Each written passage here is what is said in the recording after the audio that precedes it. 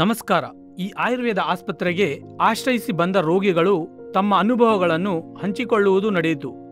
ಅವರು ನೋಡಿದ ಫಲಿತಾಂಶಗಳ ಆಧಾರದ ಮೇಲೆ ಅವರ ಮಾತುಗಳು ಹೀಗಿವೆ. ನಮಸ್ತೆ, ನನ್ನ ಹೆಸರು ರವಿಸ್ವಾಮಿ ಅಂತ ಹೇಳಿ ದಾವಣಗೆರೆಯಿಂದ ಬರ್ತಾ ಇದ್ದೆ. ನನಗೆ 64. ನಮ್ಮ ಹೊಲದಲ್ಲಿ ಒಂದು ಚೌಡಮ್ಮ ಇತ್ತು. ಅದು ಫೆಬ್ರವರಿ ತಿಂಗಳು ಉದ್ಘಾಟನೆ ಮಾಡಿದೆ. ಮಾರ್ಚ್ ತಿಂಗಳು ಊಟ ಎಲ್ಲ ಸರಿಯಾಗಿ ಆಯ್ತು.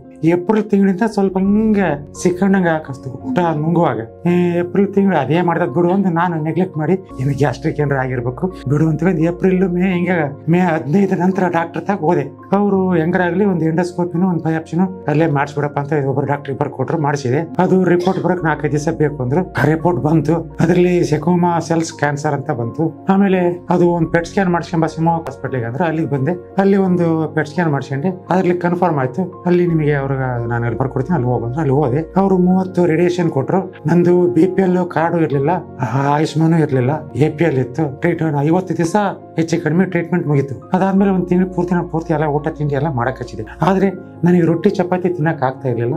ಹಲ್ಲು ಬೇರೆ 8 ಹಲ್ಲು ತೆಗಿಸ್ಬಿಟ್ಟಿದ್ದೆ, ದೌಡಿ ಹಲ್ಲಿಲ್ಲ. ಅದರಿಂದ ಕಾಳು ಕಡಿ ತಿನ್ನಕ್ಕೂ ಆಗ್ಲಿಲ್ಲ, ರೊಟ್ಟಿನೂ ಜಿಗಕ್ ಆಗ್ಲಿಲ್ಲ, ಚಪಾತಿನೂ ಜಿಗಕ್ ಆಗ್ಲಿಲ್ಲ. ಅನ್ನ ಬರೀ ಗಂಜಿ ರಾಗಿ ಇಂಥ ಮೆತ್ತನ ಊಟ ಮಾಡ್ತಿದ್ದೆ ಒಂದು 3-4 ತಿಂಗಳು. ಆಮೇಲೆ ಮೊನ್ನೆ ಜನವರಿಯಲ್ಲಿ ಹಲ್ಲು ಹಾಕ್ಸ್ಕೊಂಡೆ. ಅದು ಕಿಮೋ ಕೊಡೋದು ಮುಗಿತಲ್ಲ, 3 ತಿಂಗಳು ಆದ್ಮೇಲೆ ಕಿಮೋ ಸ್ಟಾಪ್ ಆದ್ಮೇಲೆ ಅದು ಬರ್ರಿ ಹಲ್ಲು ಹಾಕ್ತೇವೆ ಅಂದ್ರು. 8 ಹಲ್ಲು ಹಾಕ್ಸ್ಕೊಂಡೆ. ಈಗ ಊಟ ತಿಂಡಿ ಎಲ್ಲ ರೊಟ್ಟಿ ಚಪಾತಿ ಎಲ್ಲ ಮಾಡ್ತಾ ಇದ್ದೇನೆ. ಅದು ನಾನು ಊಟ ತಿಂಡಿ ಸರಿಯಾಗಿ ಮಾಡದೇ ಇರೋದ್ರಿಂದ ಅದು ರಿಕರಿಂಗ್ ಡಿಸೀಸು ಮತ್ತೆ ರಿಆಪನ್ ಆಗಿತ್ತು. ಅದು ಮೊನ್ನೆ 9ನೇ ತಾರೀಕು ತಗೊಂಡೆ. 21 ದಿವಸಕ್ಕೆ ಒಂದು ಹೇಳಿದ್ದಾರೆ, ಅವ್ರು ತಿಂತಾ ಇದ್ದೀನಿ. ಆಮೇಲೆ ನನಗೆ ಇದು ಪುನರ್ಜನ್ಮದ 2 ತಿಂಗಳಿಂದನೂ ನನಗೆ ಆ ಟೈಮಲ್ಲಿ ಬರಕ್ ಆಗ್ಲಿಲ್ಲ. ನನಗೆ ಟೈಮ್ ಕೊಡ್ಬೇಕಲ್ಲ ಬರ್ಲಿಕ್ಕೆ, ಟೈಮ್ ಅಡ್ಜಸ್ಟ್ ಆದಾಗ ತಾನೇ ಬರ್ಬೇಕು. ಮತ್ತೆ ಇವಾಗ ಅಡ್ಜಸ್ಟ್ ಆಯ್ತು.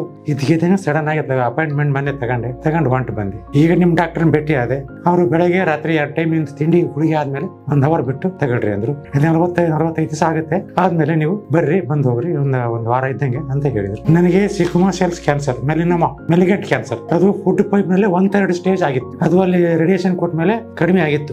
ಊಟ ತಿಂಡಿ ಎಲ್ಲ ಮಾಡಕ್ ಆಗ್ತಾ ಇರ್ಲಿಲ್ಲ. ಅಷ್ಟು ರಿಸ್ಕ್ ಆಗಿ ಬರೀ ರಾಗಿ ಅಂಬಲಿ, ಜೋಳದ ಅಂಬಲಿ, ಹಣ್ಣಿನ ಜ್ಯೂಸ್ ಕೊಡ್ತಿದ್ದೆ. ಈಗೆಲ್ಲ ಪರವಾಗಿಲ್ಲ, ಊಟ ಮಾಡ್ತೀನಿ. ನನಗೆ ಅದು ಯಾಕೋ ಉಣ್ಣುವಾಗ ನುಂಗುವಾಗ ಸ್ವಲ್ಪ ಸಿಕ್ಕದಂಗಾಗಿ ಕಟ್ಟಿದಂಗ ಆಗ್ಬಿಡ್ತು, ಹೊರಗೆ ಬಂದಂಗ ಹಾಕಸ್ತು. ಏನಿದು ಅಸ್ತಮದ್ದು ಏನ್ ಕಾಯಿಲೆ ಇರ್ಬೋದು, ಥೈರಾಯ್ಡ್ ಪ್ರಾಬ್ಲಮ್ ಏನು ಅಂತೇಳಿ ನಮ್ಮ ಡಾಕ್ಟರ್ ಕೇಳಿದೆ. ಅವ್ರ ಒಬ್ರಿಗೆ ಬರ್ಕೊಟ್ರು. ಅವ್ರ ಹತ್ರ ಹೋದ್ರೆ ಅವರು ನನ್ನ ಮಿಸ್ಟೇಕ್ ಏನ್ರಿ ಇದ್ರು, ಫುಡ್ ಪೈಪ್ ಇರ್ಬೋದು. ಅದು ನನ್ನ ತಾಯಿಗೆ 4 ವರ್ಷದ ಕೆಳಗೆ ಆಗಿತ್ತು. ಈಗ ಅದು ನನಗೆ ಬಂದ್ಬಿಡ್ತಲ್ಲ ಅಂತ ನನಗೆ ದುಃಖ ಆಗ್ಬಿಡ್ತು. ಯಾಕಂದ್ರೆ ಅವ್ರದ್ದು ನನಗೆ ಬಂತಲ್ಲ, ಇದು ಜೀನ್ಸ್ ಏನೋ ಅಂತ ಎಲ್ಲರೂ ಹೇಳಿದ್ರು. ನಾನಿದು ಜೀನ್ಸ್ ಅಲ್ಲ, ನಾನು ಅಡಿಕೆಯಲ್ಲಿ ತಂಬಾಕ ಹಾಕ್ತಾ ಇದ್ದೆ, ಸ್ಮೋಕ್ ಇಲ್ಲ, ಡ್ರಿಂಕ್ಸ್ ಮಾಡ್ತಾ ಇದ್ದೆ ಸ್ವಲ್ಪವಾಗ. ಅದೀಗ 6 ವರ್ಷ ಬಿಟ್ಟಿದ್ದೆ. 6 ವರ್ಷ ಬಿಟ್ಟರು ಯಾಕೆ ಬರ್ಬೇಕು, ಎಲ್ಲ ಬಿಟ್ಟಿದ್ದೆ, ಆದ್ರೂ ಬಂತಲ್ಲ ಅನ್ನೋದೊಂದು ನನಗೆ ಜೀನ್ಸ್ ಅನ್ನೋತಿ ನನ್ನ ತಾಯಿಯಿಂದ ನನಗೆ ಬಂದ್ಬಿಡ್ತಲ್ಲ. 4 ಜನ ನಾವು ಯಾರಿಗೂ ಇಲ್ಲ, ನನಗೆ ಬಂತಲ್ಲ ಅನ್ನೋದೊಂದು ದುಃಖ. ನನಗೆ ಬಂದೆ. ಈಗ ತಗೊಂಡೆ ಟ್ರೀಟ್ಮೆಂಟ್.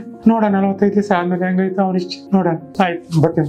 ನೋಡಿದಿರ ಅಲ್ಲವೇ, ಅವರ ಮಾತುಗಳಲ್ಲಿ ಇರುವ ಆತ್ಮವಿಶ್ವಾಸವೇ ಆಯುರ್ವೇದ ಸಾಧಿಸಿರುವ ಯಶಸ್ಸು. ಅದೇ ರೀತಿ ಇನ್ನು ಹಲವರ ಜೀವನದಲ್ಲಿ ಆಯುರ್ವೇದ ಬೆಳಕನ್ನು ಚೆಲ್ಲಲು ನಿರಂತರವಾಗಿ ಪ್ರಯತ್ನ ಮಾಡುತ್ತಲೇ ಇರುತ್ತದೆ.